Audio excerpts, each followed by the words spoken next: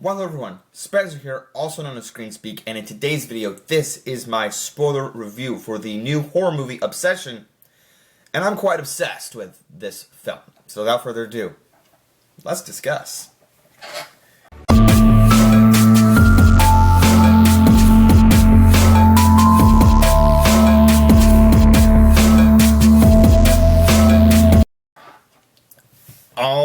Alrighty, everyone. Now, this is a movie I've been waiting for about 9 months now. I heard about this movie back when people I watched were talking about it at a Fantastic Fest. I almost said Oktoberfest. Fantastic Fest last September. And this is one that I heard good things about, like Make-A-Wish. Well, it was right after they put out the teaser trailer for it, and then I heard people like raving about it. I'm like, oh, like, is it that good? And this was a month after Weapons, and I'm like, all right, guys, are we just trying to say that like, pick it up, like, horror movies are good these days? I mean, they are. Like, I love horror. And, you know, Weapons was my second favorite movie last year. And this movie Undertone came out this year, like, back in March or February. And it was like the scariest movie of the year. I think it was in March. I think it was 2 months ago. And it was like, oh, the scariest movie you'll hear all year because it's an audio podcast. So it was a clever marketing gimmick. It was not great. It was like, try to hear these scary audio tracks, right? Oh my gosh, what was that? That was something scary. What's that over there? And the movie just abruptly ends, and I did not like it. Now, I did rate it a 1 star. But Bring Her Back was like this movie that the Talk to Me director, the YouTubers that directed Talk to Me, which is in one of my it is in my top 10 modern horror movies. Bring Her Back is one of the most disappointing, not only horror movies but just movies in general I've ever seen. It's like really good build up, intrigue, and the last 15, 20 minutes of the movie, like 15% of the movie is just like with the climax, it just falls apart. So I didn't like that. But besides that, this is a YouTuber director who had made an hour-long directorial debut. I don't think it went to theaters, but like this like featurette film thing called Milk and Cereal, another horror film, another like a little horror thing, horror film introduction thing, like not a full feature-length film, but this is Curry Barker. This is his first feature-length film, and I have to say I was astounded by the trailer alone. The premise of wishing your crush to love you so much, like with this premise, I made the idea that it's Big. It's the movie Big. Tom Hanks is Big meets The Substance, right? This thing you can't really get out of. Also, kind of like Smile, and a little bit, where she does do some smiling with a little bit of like this curse you can't get out of. Like once you have the smile curse on you, like good luck. Like what's gonna happen, man? So that's kind of the vibe. But like the main two is like Big meets The Substance, because my main reason for The Substance here is that if you haven't seen The Substance, holy crap! What an amazing horror movie that is. But this is like, once he calls that number, which you see in the trailer, once he calls that number and is like, is there a way I can undo this? Similar to The Substance, hey, is there a way I can get out of this? Because there is no, in Smile, there's no phone call that you can do. Excuse me a minute. There's no phone call that you can do in Smile. It's not like a company you can do. But in The Substance, it is a company. So that's the correlation there that I was putting in place, right? It's a company about, hey, well, this is some psychedelic mind crap. So how do I get out of this that I've just put myself into, this predicament that I just put myself into?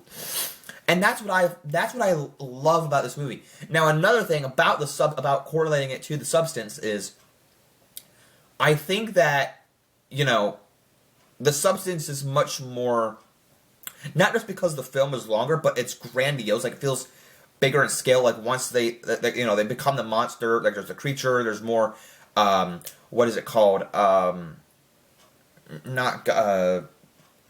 my gosh, I know the person's name. The Fly, the person that did The Fly.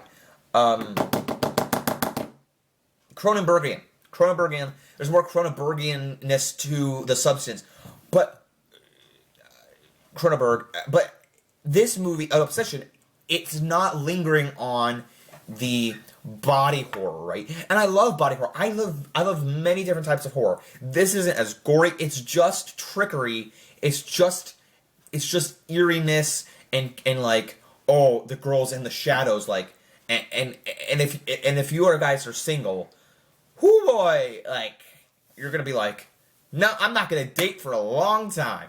And that's kind of how I feel a little bit. Like, I'm kind of like, I'm fine staying single, you know?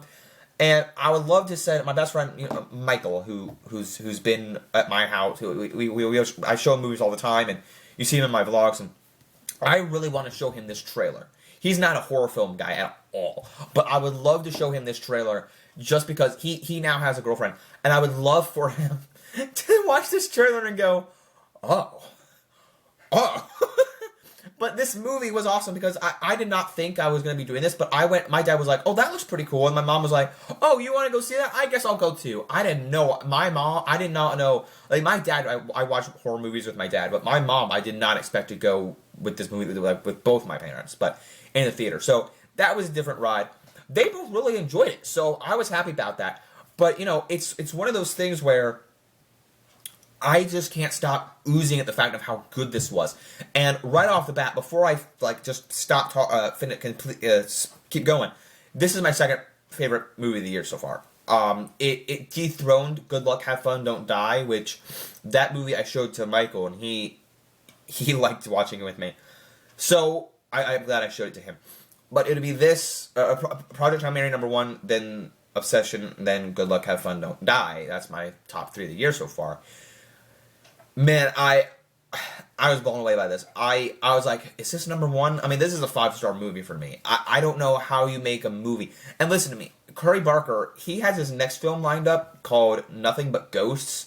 And I like the people they got. They got Aaron Paul, which the name sounds familiar. I know it, but anyway. I think he was a Breaking Bad person, if I'm not mistaken. Bryce Dallas Howard and Violet McGraw, which, if you don't know the McGraw sisters, Violet McGraw was in the Megan movies, and her sister, Madeline McGraw, was in The Black Phone. So I like what those two sisters are doing in the horror space. And then, speaking of Curry Barker, he's also going to do the reboot, the A24 reboot of Texas Chainsaw Massacre. So I'm down for anything he's doing. For this Ghost movie, for Texas Chainsaw. After Obsession, I'm down. And I just binged the Ash vs. the Evil Dead show, and I was like, anything's better with the chainsaw. Now, Curry Barker did say in an interview that he's not doing, like, this gore fest. Like, Obsession is not all out gory, but there are some great shock moments, like when cursed Nikki, by the way, the line, I'm your freaky Nikki, oh my god, if a girl said to me, I'm your freaky whatever, and freaky Nikki is kind of like, it fits well there. But if a girl said, I'm your freaky girl, and I'm like, you know what? I applaud that, but are you okay? You know what I mean? Like, sometimes there's this thing in relationships where it can go too far, and that's what this movie does.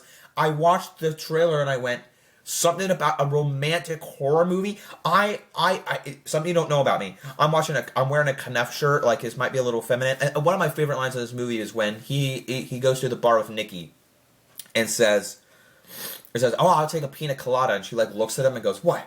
He's like, what? That's not feminine. She's like, that's kind of feminine. He's like, that's not feminine. I was like, that's awesome, because that's totally me. Like, I like girls, right? Let's just talk about this conversation on YouTube, shall we? I like girls, but I can express a little bit of feminine side. So, like, I like the Barbie movie, right? I'm wearing a Knuff shirt, right? I am Knuff, but the romantic side. I wore this in the movie last night. I'm wearing it for my review, but I was like, wow, man, this movie, like, I'm single. I'm fine with that. But my God. Like, if you watch this movie and go, oh, man, like, this is too far. Like, I don't want it to go this far. Like, even though you're not wishing somebody to be with you, like the one Wish Willow, it's just the way it goes, the way this movie ends. See, the thing is, it's a spoiler review. the way he dies, because she's broken under the curse, like when he calls the number. By the way, the guy on the other line was Curry Barker. Swear to God, it sounded like Matthew Lillard. I was going crazy about that. But when the guy on the other line goes, yeah, well, as long as you live, like, you could die, and that's what the guy at the store says, like, you could kill yourself. First he tries to get his friend Ian to break one, and he says, I wish for $1 billion, and he's like, tries to cancel Bear's wish, but the main character's name is Bear, but man, and then the way he died, he just overdoses, but then she tries to make a wish, and so he could fall in love with her, and he starts dying, or he starts, foaming at the mouth because of the overdose after after Nikki makes her wish, and she kills Sarah, dude. It was intense, and there's moments in the bedroom like, no, come love me, and she took Nikki, the actress who played Nikki, the indie girl, her name's Inde something, Navarrette. She took inspirations from Pearl, like at the end of Pearl when she's just smiling there, like at the end of Pearl when she's just standing there smiling over the end credits. Now I like the end credits here; it's just over the TV. But there's a scene in the movie where she's just smiling for like a long time, and I'm like, yeah, I see the Pearl in her. I see the Pearl in her. So I sent a video with my dad about that, which he hasn't seen Pearl. I do like I like the X trilogy, X, Pearl, Maxine. I think they're quite unique. Pearl, I think, is the best one, though, because as much as I love Mia Goth, I will watch her in anything she does, especially she was great in Frankenstein.